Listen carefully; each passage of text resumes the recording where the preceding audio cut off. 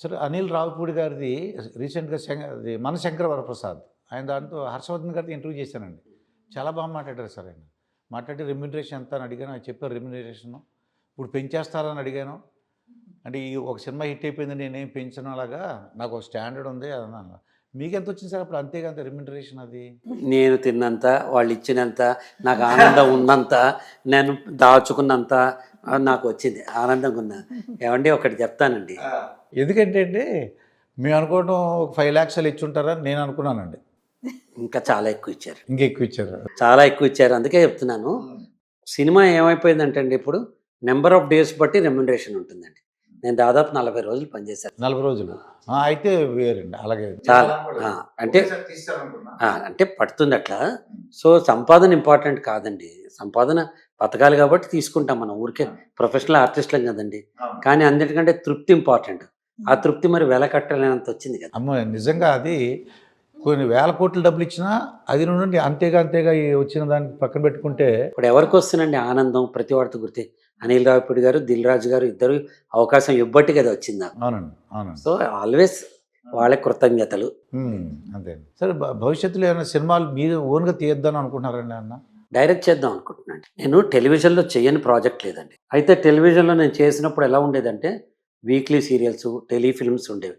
అంటే నా కంట్రోల్లో నేను 2-3 రోజులకు ఒక ఎపిసోడ్ తీసుకోవటం, బడ్జెట్ కానీ అది కానీ కంట్రోల్లో ఉండేది. టెలిఫిల్మ్స్కి హాయిగా ఒక సినిమా తీసినట్టు 90 నిమిషాలు 100 నిమిషాలు నిడివితోటి తీసేవాళ్ళం. ఆ టెక్నిక్ పోయి రాను ఏమైంది, టీవీ సీరియల్స్ కూడా డైలీ సీరియల్స్ అయిపోయినాయి. రోజుకి 200 ఎపిసోడ్లు తీయాల్సి వస్తుంది. పెద్ద బడ్జెట్లు ఎక్కువైపోతున్నాయి. కాబట్టి కొంతమంది మాత్రమే తీయగలరని నేను ప్రొడక్షన్ నుంచి కొంచెం తప్పించుకుని ఇప్పుడు కూడా మేము యాడ్ ఫిల్మ్స్, కార్పొరేట్ ఫిల్మ్స్ చేస్తూనే ఉంటాను. చేయలేదు. కానీ సినిమా ఒకటి డైరెక్ట్ చేయాలని నాకు కోరిక ఉంది. తొందరలోనే చేస్తాం.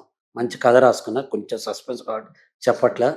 ఈ ఏడాదిలో సినిమా డైరెక్ట్ చేస్తాను. ఇప్పుడు హీరోయిన్స్ అంటే లేడీ క్యారెక్టర్స్ ఉన్నారు, వాళ్ళందరితో ఏమైనా పరిచయాలు అంటే మాట్లాడిన విధానం, వాళ్ళ స్టైల్ ఎలా ఉంది ఏంటి?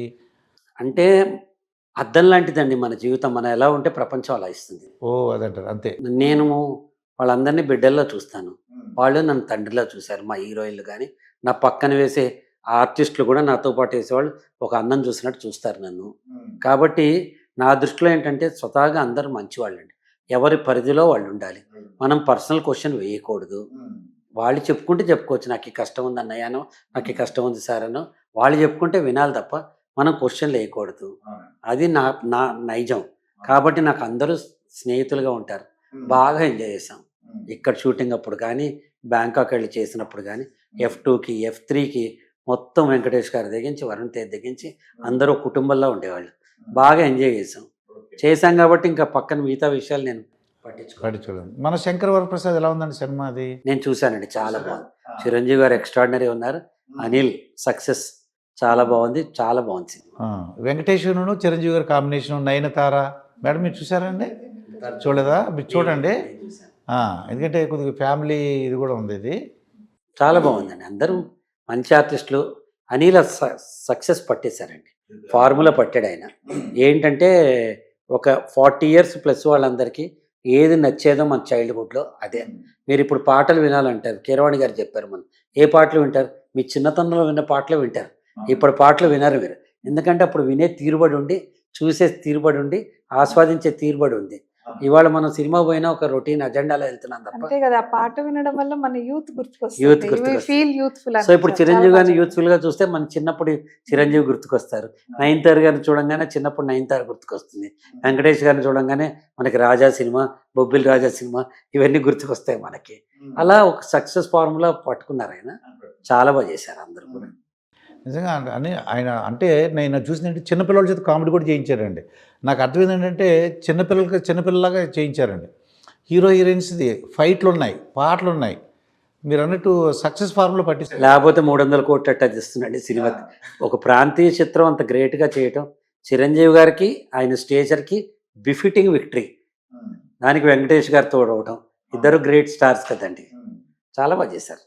అంటే యాక్చువల్గా మీరు అన్నట్టు బిగ్ బాస్ కానీ ఇవన్నీ కూడా ఏంటంటే అసలు ఎందుకు అంది సూపర్ హిట్ అయిందని నేను చూశానండి.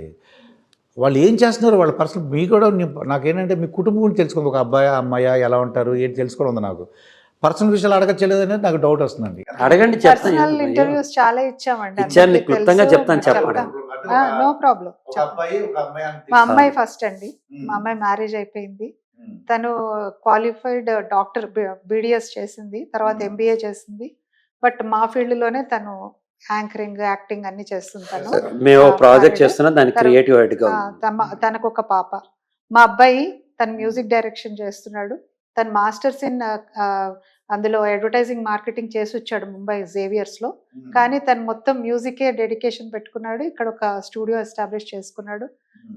అందరూ పెద్ద పెద్ద డైరెక్టర్స్ కి వాళ్ళకి తను వర్క్ చేస్తున్నాడు.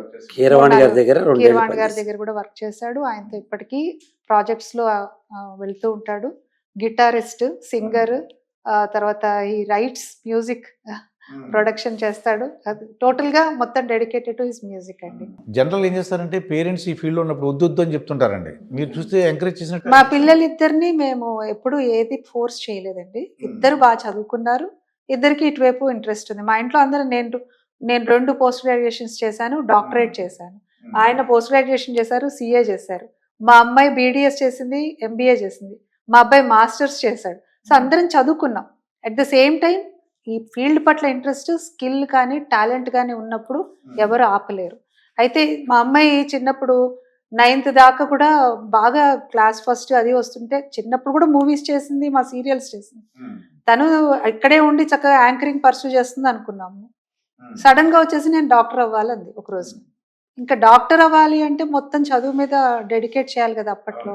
సో అటువైపు స్లోగా అయ్యి నేను డాక్టర్ నిహారిక అనిపించుకోవాలంది. మేము ఓకే అన్నాం. అదర్వైజ్ మా ఉద్దేశం ఓ పెద్ద యాంకర్ అవుతుంది, ఆర్టిస్ట్ అవుతుంది అనుకున్నాం. ఇక్కడ మా అబ్బాయి ఉన్నాడు, తను ఫస్ట్ నుంచి డ్రామాటిక్స్ కూడా ఉంది తనకి చదువులో. తను కూడా డ్రామాటిక్స్ మంచి యాక్టర్ అవుతాడు అనుకున్నాం. సడన్ గా వచ్చి నాకు మ్యూజిక్ పట్ల ఇంట్రెస్ట్ అన్నాడు. ఓకే మ్యూజిక్ పర్సూ చేసుకోమని. వాళ్ళకి మేము ఎప్పుడు ఫోర్స్ చేయలేదు. వాళ్ళ ఇష్టానికే వాళ్ళకున్న టాలెంట్ ని వాళ్ళు పర్సూ ఇప్పుడు చేస్తారు. ఒక లాయర్ కొడుకు లాయర్ అయినప్పుడు, డాక్టర్ కొడుకు డాక్టర్ అయినప్పుడు, రాజకీయ నాయకుడు కొడుకు రాజకీయ కళాకారుల కొడుకు పిల్లలు కళాకారులు ఎందుకు కాకూడదు? అవ్వచ్చు కానీ కొంతమంది ఎంకరేజ్ చేయట్లేదు. టాలెంట్ కూడా ఉండాలి కదా. టాలెంట్ ఉండాలి, వాళ్ళ కృషితో వాళ్ళు రావాలి. మనం తోస్తే రాలేరండి. ఎంత పెద్ద స్టార్లు పిల్లలైనా తోస్తే రారు. వాళ్ళందరికీ టాలెంట్ ఉంది కాబట్టి సూపర్ స్టార్స్ అయ్యారు. అంతే. ఇప్పుడు ఉన్న వాళ్ళందరూ మహేష్ బాబు గారికి లేదా, జూనియర్ ఎన్టీఆర్ గారికి లేదా, రామ్ చరణ్ గారికి లేదా, పిల్లలు టాలెంట్ వాళ్ళందరూ ఉంటే టాలెంట్ ఉంది దాన్ని కాబట్టి ఎవరు ఎదిగా తొక్కలేరు. టాలెంట్ అయిపోతే వాళ్ళ తల్లి పేరు తాతల పేర్లు చెప్పుకుని ఎంతకాలం ఉంటారు? 4 సినిమాలు వస్తే తర్వాత అయిపోతారు. ఆగిపోతాయి. ఫౌంటైన్ ఎంత సప్రెస్ చేసినా అది పైకి వచ్చేస్తుంది ఎప్పటికైనా. మరి మీ అబ్బాయికి మ్యారేజ్ చేయాలనుకుంటున్నారా మేడం? తను అనుకున్నప్పుడు చేసుకుంటాడు. మేము అనుకోవడం లేదు. వాడి ఇష్టం, తన వాడి జీవితం వాడి ఇష్టం అండి. నేను ఫోర్స్ చేయాలి? వాడి ఫుల్ ఇష్టం. ఫ్రీడమ్ అండి, వాళ్ళకి ఫ్రీడమ్.